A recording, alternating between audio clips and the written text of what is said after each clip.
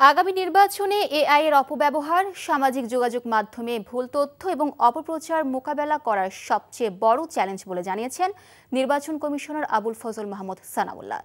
Asian network for free election আয়োজিত কর্মশালায় তিনি এসব কথা জানান।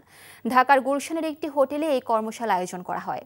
আসছে জাতীয় নির্বাচনকে ঐতিহাসিক নির্বাচন উল্লেখ করে এই নির্বাচনের মাধ্যমে দেশের গণতন্ত্রের পুনঃসূচনা হবে বলে মন্তব্য করেন সানাউল্লাহ।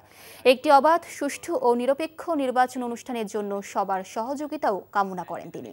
বিকেলে এই কর্মশালার সমাপনী অধিবেশনে প্রধান নির্বাচন কমিশনার এএমএম নাসির উদ্দিনের যোগ দেওয়ার কথা রয়েছে।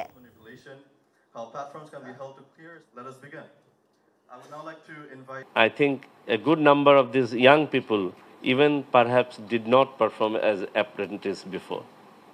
So this is another area where when you are training the citizen observers, I mean all the entities, not only ANFREL, and including Election Commission, we have to take into account and we have to do the needful.